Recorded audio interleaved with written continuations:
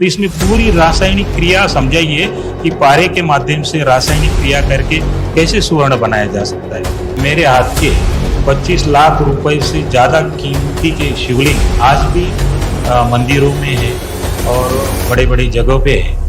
12 ज्योतिर्लिंगों में मेरे हाथ के बनाए पारे के शिवलिंग जाते थे।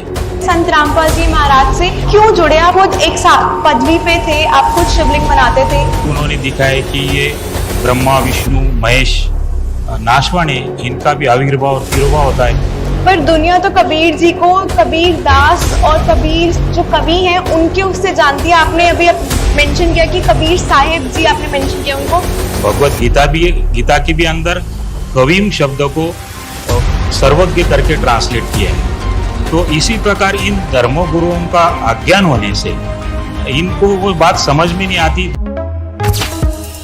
नमस्कार दर्शकों, आपका स्वागत है खास पेशकश में और हमारे साथ जुड़े हैं डॉक्टर राकेश मदन लाल भावसर। आइए इनसे बात करते हैं और इनके जीवन के बारे में जानते हैं। नमस्कार सर, आपका बहुत बहुत स्वागत है हमारे खास कार्यक्रम में। उससे शुरू करने से पहले हमारे दर्शकों को अपने बारे में बताइए थोड़ा सा।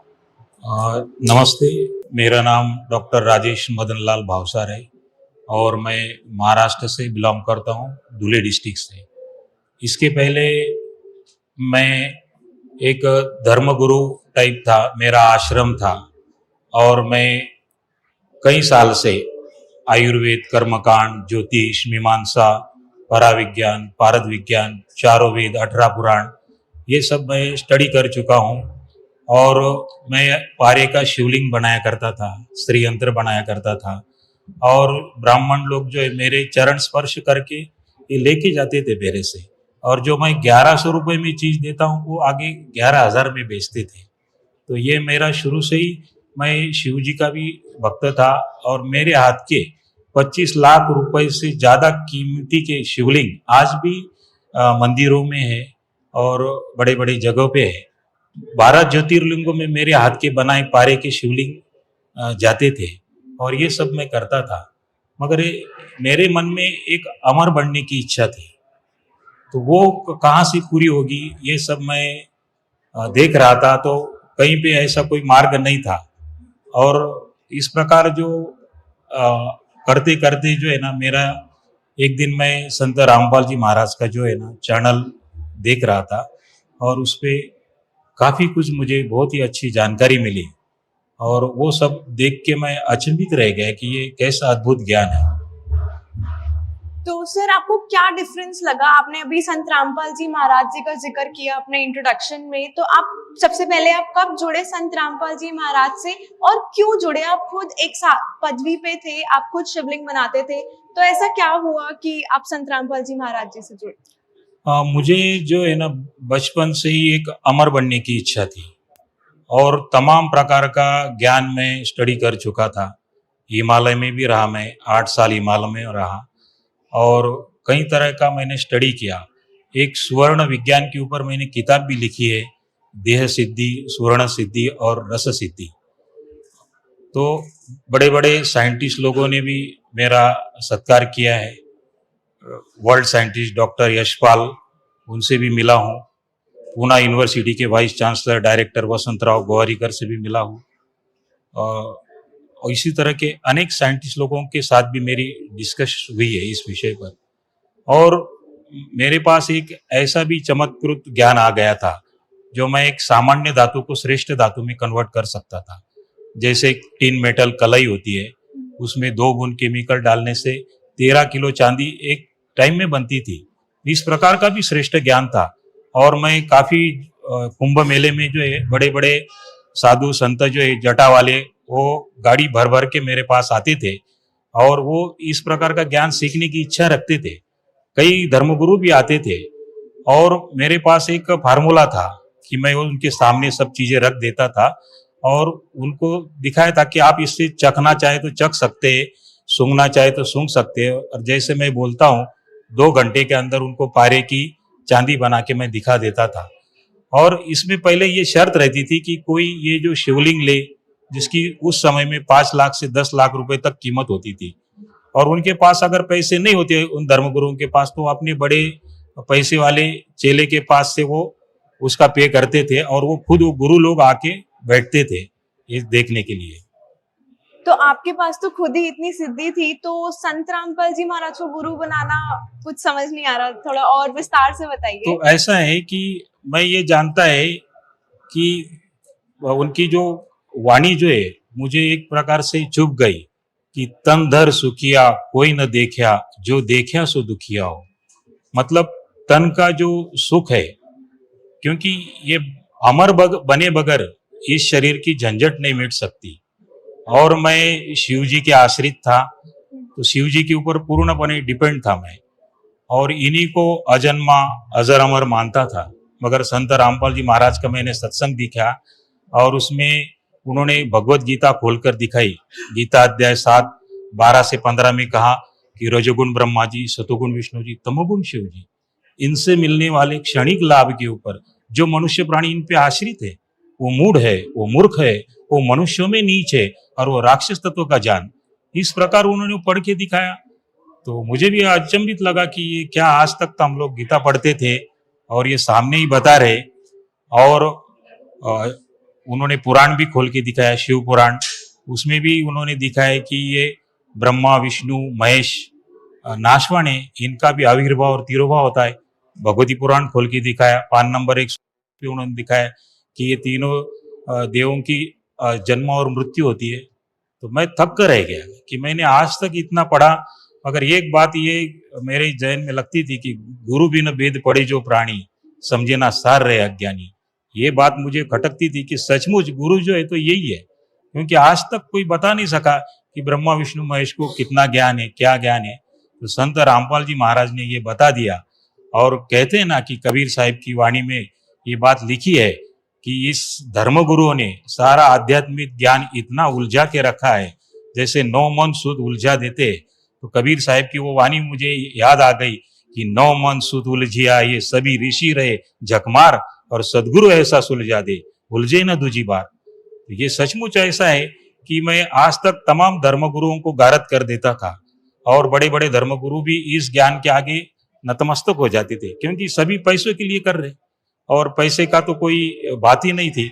अनेक प्रकार के मेरी खुद किताब है लिखी हुई, देव सिद्धि, स्वर्ण सिद्धि और रस सिद्धि नाम की। इसमें ढेरों सारे प्रमाण है, और प्राचीन ग्रंथों के भी इसमें सब दिया हुआ है कि नाथ संप्रदाय का ज्ञान, कि कैसे ये पारे से सोना बनाते थे और उसमें कैसे दोहों का प्रयोग किया गया है। तो ये सब मैंने उसमें दिया है। जैसे तोरस मोरस गंधक पारा, जिन वीचे दीजे नाम सहारा, नाग मार नागिन को दे, गोरख का एक खप्पर भरी कंचन ले। तो इसमें पूरी रासायनिक क्रिया समझाई है कि पारे के माध्यम से रासायनिक क्रिया करके कैसे सुवर्ण बनाया जा सकता है। तो सुवर्ण का तात्पर्य ये होता है कि सोने को अगर 25,000 करंट हमने दिया, डीसी करंट, तो उसमें से पारा और गंधक बाहर पड़ता है। तो सोना भी जो बना हुआ वो पारे से बना हुआ है, और कलर जो है वो सल्फर का है उसको। तो स्थायी पारा और स्थायी गंधक मिलाने से पारा जो गोल्ड में कन्वर्ट हो जाता है। तो इस प्रकार का ये भी साइंस, और ये साइंस से मैंने डॉक्टर यशपाल जी से डिस्कस किया, तो वो भी थक कर रह जाते, क्योंकि ये जो ज्ञान है ये थोड़ा एडवांस साइंस है, जो यहाँ की साइंस के ऊपर है। जी सही बात है। ऐसा तो हमने बहुत ही रेयर, आई गेस मैं पहली बार ही सुन रही हूँ आपसे कि ऐसा कुछ भी होता है। तो और बताइए संत रामपाल जी महाराज के बारे में, क्या डिफरेंस आपको लगा? आपने बताया बाकी धर्म गुरुओं के पास भी आप गए, उनका भी आपने ज्ञान सुना, क्या डिफरेंस लगा कि आपने संत रामपाल जी महाराज को चुना और बाकी धर्म गुरुओं को साइड में रखा गया? बाकी धर्म गुरुओं का जो ज्ञान है, तो वो कहते हैं कि पापों का नाश नहीं हो सकता, जो कष्ट है आपके जीवन में वो आपको भोगना ही पड़ेगा। और संत रामपाल जी महाराज ने बताया कि परमात्मा तो बड़े से बड़े कष्ट नाश कर देते, पापों का नाश कर देते। ये विशेष बात लगी उसमें, क्योंकि तमाम धर्मगुरु कहते हैं कि जो आपको कष्ट है वो तो आपके कर्मों में है, तो वो भोगना ही पड़ेंगे। तो अगर भोगते ही रहेंगे तो फिर क्या फायदा इस आध्यात्मिक पूजा, और ये किस लिए, ऐसे सवाल उठता था। और संत रामपाल जी महाराज जी ने इसको बिल्कुल क्लियर कर दिया कि उन्होंने वेदों का दाखला दिया कि भगवान कौन है। उन्होंने खोल के बताया, ऋग्वेद यूसी किसी कबीर अंगारियासी, पापों का नाश करने वाले, कबीर बंबारियासी यानी बंधनों से छुड़ाने वाले, और कहाँ रहते, ऋतुदामा भुवनोपरि तिष्ठति, ये द्यूल मंडल के तीसरे पृष्ठ पर परमात्मा वर्तमान में विराजमान है, ये उन्होंने दिखाया। और वो कौन है? कबीर देव है। तो जो कबीर, जिसको हम कबीर साहब कहते हैं, तो उनको वेदोक्त नाम जो उनका कबीर देव है, ये पहली बार मैंने देखा उसको। कि मैं भी मानता था कि ब्रह्मा विष्णु महेश के ऊपर कोई शक्ति है, सत शक्ति है, मगर जो ज्ञान संत रामपाल जी महाराज में क्लियर कर दिया कि जैसे बाकी धर्मगुरु बताते हैं कि इस सृष्टि का कोई बनाने वाला नहीं है, और बाकी तो कहते हैं कि ब्रह्मा विष्णु महेश है, तो ये जो ये इनकम्प्लीट ज्ञान है, वो भी आंशिक रूप से ज्ञान है। ओम तक का जो ज्ञान है वो सत्य है, मगर वो 10th क्लास की क्लास समझो, और ये जो ये PhD समझो, क्योंकि जिस प्रकार का डॉक्टर होगा वो उतनी ही लैंग्वेज उसमें बोलेगा। तो वो जो बता रहे बाकी धर्मगुरु, तो वो इनकम्प्लीट सत्य है, अधूरा सत्य है। तो उसके बाहर उनको मालूम ना होने से ये उनका भी दोष नहीं है। तो संत रामपाल जी महाराज जो कह रहे, वो पूरा अगर वो सुन ले तो उसमें भी वो परिवर्तन आ सकता है। क्योंकि संत रामपाल जी महाराज बता रहे कि जो दृष्टा है तो दृश्य होगा, और करता है तो उसका क्रिएशन होगा। तो ये जो क्रिएशन है बगैर कर्ता के नहीं आ सकता है, जो समस्त सृष्टि है। तो वो कौन है? तो उन्होंने ये बता दिया कि कबीर देव है। और इसी तरह उन्होंने कई दाखले दिए, नानक देव जी का दाखला दिया है उन्होंने, और उसमें कहा है कि नानक देव जी ने भी कहा है कि भाई सूरत मुल्की बेश, ये ठगवाड़ा ठगी देश, खरा शाना बहुता भार, ये धानक रूप रहा करता। ये भी क्लियर कर दिया कि ये धानक का जो काम करने वाले यही क्रिएटर है और यही करता है। तो इसी प्रकार कबीर साहब ने भी अपने जीवन में कहा है कि हम ही अल्लाह अल्लाह है कुतुब गोस और पीर, गरीब दास हम खालिक धनी, हमरा नाम कबीर। तो ये उन्होंने ये भी क्लियर कर दिया है कि कबीर साहब ने कि मैं ही परमात्मा हूं, ये भी उन्होंने कह दिया है। पर दुनिया तो कबीर जी को कबीर दास और कबीर जो कवि हैं उनके उससे जानती है। आपने अभी मेंशन किया कि कबीर साहिब जी आपने मेंशन किया उनको, ऐसा क्यों? आपने कुछ तर्क भी बताए, और ऐसा क्या है मतलब अभी भी आज की डेट में भी दुनिया उनको कबीर कवि के नाम से ही जानती है, तो आप कैसे कह सकते हैं कि वो कबीर साहिब हैं? देखो, संत रामपाल जी महाराज ने ऐसे अनेक दाखले जो है और हमारे सदग्रंथ है वो खोल के बताते हैं। भगवत गीता के भी अंदर कविम शब्द को सर्वज्ञ करके ट्रांसलेट किया है। तो इसी प्रकार इन धर्म गुरुओं का अज्ञान होने से इनको वो बात समझ में नहीं आती। जैसे कोई यजुर्वेद का अगर दाखला दिया जा रहा है और उसको यजु करके 2 अपसर्ग लगा के दिया है, तो यजु उसका अर्थ जो यजुर्वेद का यजुर्वेदी करना पड़ेगा। यजु करके अपसर्ग लगा दिया तो उसका ट्रांसलेट यजुर्वेदी करना पड़ेगा। उसी तरह कवि की जो कवि शब्द बनाए, तो वो जितने भी अपने चारों वेद है उनमें कबीर देव की महिमा है कि वो परमात्मा कबीर देव है, सशरीर है, साकार है, नर आकार में। तो यहाँ का जो अज्ञान क्या है कि इन्होंने निराकार कर दिया है, दिखाई नहीं देता। तो ये अज्ञान है। ये तो साकार का मेंशन है, ये साकार जो है ना, ये वेदों में दिया है कि ये परमात्मा नर आकार है और द्युलोक के तीसरे पृष्ठ पर विराजमान है। ऐसे अनेक जगह उनके दाखले भी दिए है कि ये परमात्मा नर आकार है, में सशरीर है, साकार है, और ये धरती पर समय समय पे आते हैं, अपने दृढ़ भक्तों को मिलते हैं और उनको भी ज्ञान कराते हैं। उनको भी अमरलोक, जिसको नानक देव जी ने सतलोक सचखंड कहा है, तो वहां पे लेके जाते हैं और फिर इस धरा पर वापिस छोड़ते हैं। और फिर उनकी वाणी में इस प्रकार का उल्लेख आता है, जैसे नानक देव जी के वाणी में आया है, और उन्होंने राग महला पहला में कह दिया है कि हक्का कबीर करीम तू बे परवरदिगार, कि ये परवरदिगार है और यही परमात्मा है। अच्छा जी, तो हमें ये बताइए, हम जैसे शुरू हुए थे कि संत रामपाल जी महाराज के आप शिष्य हैं। संत रामपाल जी महाराज के बारे में हमें सुनने को मिलता है कि बाकी जितने भी धर्म गुरु हैं वो सब उनका विरोध करते हैं। तो हम देखा जाता है कि सिर्फ संत रामपाल जी महाराज एक ऐसे गुरु हैं जिनके साथ कोई और नहीं खड़ा, बाकी सारे धर्म गुरु एक साथ होते हैं कहीं ना कहीं। ऐसा क्या डिफरेंस है कि सिर्फ संत रामपाल जी महाराज को ही अकेले में देखा जाता है और बाकी सारे इकट्ठे दिखते हैं समाज में? ऐसा है कि बाकी तमाम धर्म गुरुओं का जो ज्ञान है तो उसमें स्वर्ग है, नरक है और 84 है, और बाकी जगह ब्रह्मलोक है, नरक है और 84 है। तो तमाम ज्ञान से, उनके जो धर्म गुरुओं के ज्ञान से स्वर्ग भी मिलेगा, नरक भी मिलेगा और 84 में भी जाना पड़ेगा। जिसमें 4 पाए का गधा कुत्ता भी बनना पड़ेगा। तो इस प्रकार का वो ज्ञान है। और संत रामपाल जी महाराज जी का ज्ञान है कि आप अमर बन सकते हैं, 84 में नहीं जाना पड़ेगा। ये विशेष ज्ञान है जिसके फलस्वरूप वो अपने हार स्वीकारने में सक्षम नहीं है वो धर्मगुरु, इसलिए वो विरोधी हो गए उनके। वास्तविक उनको चाहिए कि ये क्या ज्ञान है। हर एक व्यक्ति को यहाँ से जन्म मरण के चक्र से छूटने की इच्छा होती है और वो अपना अहम त्याग के अगर ये क्या ज्ञान बता रहे, अगर ये वो देखेंगे पढ़ेंगे तो सहर्ष से उसको स्वीकार हो सकता है। और स्वीकार न करने का जो बात आ रही है तो वो उनका अहम है, वो इनको त्यागना पड़ेगा, तभी जाके ये चीज उनके भी फायदे की है। और मैं चाहता हूं कि इन सब तमाम धर्मगुरुओं को कि आप अपना अहंकार छोड़ के और ज्ञान को देखे, प्रमाण देखे, सारे प्रमाण देखे, पेज नंबर सहित उन्होंने दिखा दिया है कि वो अमर परमात्मा कबीर देव है। संत रामपाल जी महाराज शुरू से ही चर्चा का विषय रहे हैं और कहीं ना कहीं अच्छे कामों में भी उनका बहुत बड़ा सहयोग रहा है। हम न्यूज में अक्सर देखते हैं कि उन्होंने कहीं ना कहीं मदद की, जैसे बाढ़ आई, राम मंदिर के टाइम पे उन्होंने भंडारा लगाया। ऐसे और कौन से कार्य हैं जो संत रामपाल जी महाराज कर रहे हैं, उसके बारे में बताइए थोड़ा। संत रामपाल जी महाराज के यहाँ देहदान शिविर भी लगाया है और रक्तदान शिविर भी लगाया है यहाँ पे, और नेत्र चिकित्सा फ्री में की जाती है और दंत चिकित्सा भी की जाती है। और अनेक जगह पे ऐसे जो कार्यक्रम होते हैं, जैसे राम मंदिर बना उस टाइम पे भी उन्होंने बहुत बड़ा भंडारा दिया।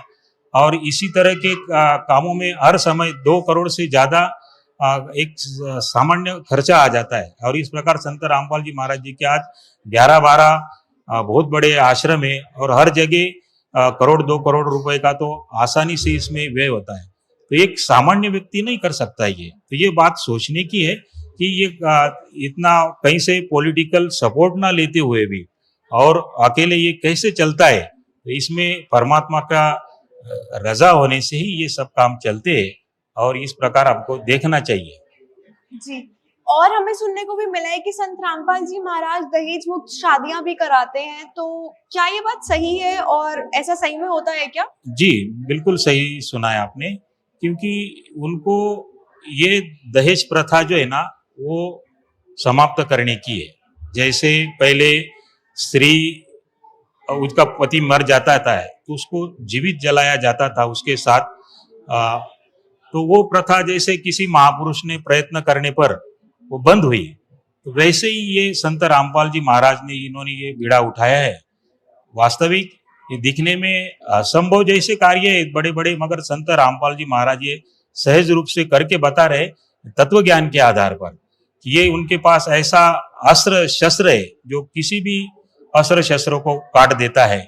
और ये तत्व ज्ञान बहुत ही आत्मसात करने पर बहुत ही सुलभ हो जाता है। तो यहाँ पे दहेज मुक्त शादियां की जाती है जिनसे 1 रुपया नहीं लिया जाता है। और उस व्यक्ति को भी, जैसे लड़की होती है किसी को, तो माता पिता को टेंशन होता है कि लाखों रुपए का खर्चा हो जाता है उसमें, तो वो भी खर्चा उसमें होता नहीं है। और संत रामपाल जी महाराज ये दोनों तनाव मुक्त रहेंगे तो प्रेम से रह पाएंगे और सही यानी सही इसमें प्रेम से संबंध स्थापित होने पर जीवन आनंदमय हो सकता है। जी, अक्सर जैसे हम आपसे भी बात कर रहे हैं और हम बाकी भी संत रामपाल जी महाराज के अनुयायियों से बात करते हैं या उनके बारे में सुनते हैं, तो हमें पता चलता है कि उनका जो लाइफ है बिल्कुल ड्रास्टिक चेंज आया होता है उनकी लाइफ में संत रामपाल जी महाराज से जुड़ने के बाद। तो आपको लाइफ में क्या चेंज फील हुआ, इसके बारे में बताइए।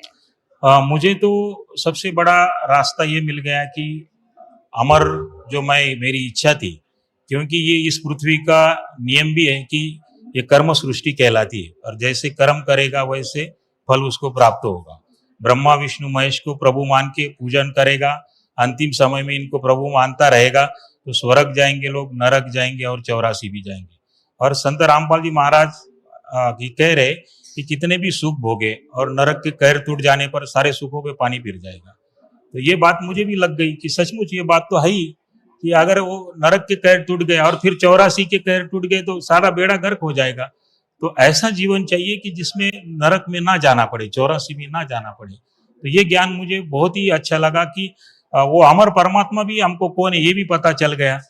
तो जिन हरि जैसा सुमरिया ताको तैसा लाभ, वाणी के अनुसार जो जिस प्रकार के हरि की यानी प्रभु का पूजन करेगा उसको उस प्रकार की फल प्राप्ति हो जाएगी।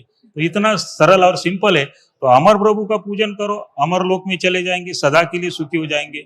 ब्रह्मा विष्णु महेश का करेंगे तो स्वर्ग जाएंगे, नरक जाएंगे और 84 जाएंगे। इन्हीं लोगों का भी ज्ञान है, वो कह ही रहे कि आपको भोगना पड़ेगा, ये करना पड़ेगा। तो ये जो ज्ञान है तो संत रामपाल जी महाराज का मुझे बहुत ही अच्छा लगा कि एक जीवन में सदा के लिए व्यक्ति कैसे अमर हो सकता है, क्योंकि यहाँ से जाना तो सबको है, मगर जाएंगे कहाँ? जैसे वहां स्वर्ग नरक और 84 जाएंगे, वैसे यहाँ अमर लोग जाएंगे और सदा के लिए अमर शरीर मिल जाएगा। तो जो हमारे सदग्रंथों के आधार पे संत रामपाल जी महाराज वो बताते हैं और वो सत्य भी है। जो मैंने सारे ग्रंथ भी पढ़ रखे हैं और कई प्रकार का मैंने स्टडी भी कर रखा है। तो सर हम शो के एंड की तरफ बढ़ रहे हैं, बस मैं आपसे ये पूछना चाहूंगी कि आप हमारे दर्शकों को एंड में आते हुए क्या कहना चाहेंगे? मैं सभी विश्व के तमाम लोगों को ये कहना चाहूँगा कि ये जो संत रामपाल जी महाराज जो ज्ञान दे रहे, इनकी सृष्टि रचना ये सभी आध्यात्मिक सदग्रंथों को समझने की मास्टर की है और YouTube पे इसके प्रमाण सहित बताते हैं संत रामपाल जी महाराज। पेज नंबर बताते हैं और उसका सारा डिटेल्स समझाते, अर्थ भी समझाते। आज हम सब लोग एजुकेटेड है, हमने पढ़ रखा है, डिग्री ले चुके हैं बड़े बड़े, मगर कहते हैं ना कि गुरु बिन वेद पढ़े जो प्राणी, समझे ना सार रहे अज्ञानी। ये उक्ति अगर किसी पे सूट होती है तो केवल वो संत रामपाल जी महाराज है।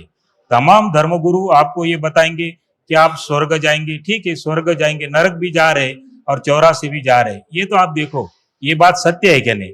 वो कह रहे कि नरक में गए तो सारे सुखों पे पानी फिर जाएगा, ये भी उतना ही सत्य है। और संत रामपाल जी महाराज जो बता रहे वो सचमुच एक अद्भुत है कि आप हमेशा के लिए अमर हो सकते हैं, क्योंकि अमर प्रभु कौन है इसकी जानकारी इस मृत्यु लोक में न होने से परमात्मा को ही अपना सरल रूप बना के गुरु रूप में आना पड़ता है और वही संत रामपाल जी महाराज है। आज वर्तमान में संत रामपाल जी महाराज दूसरे तीसरे कोई नहीं, वो स्वयं कबीर परमात्मा ही आए हुए हैं और आप ये सभी तरह का ज्ञान देख ही रहे कि एक अद्भुत और अलौकिक ज्ञान उन्होंने दिया है जो आज तक संसार में किसी गुरु के पास नहीं है।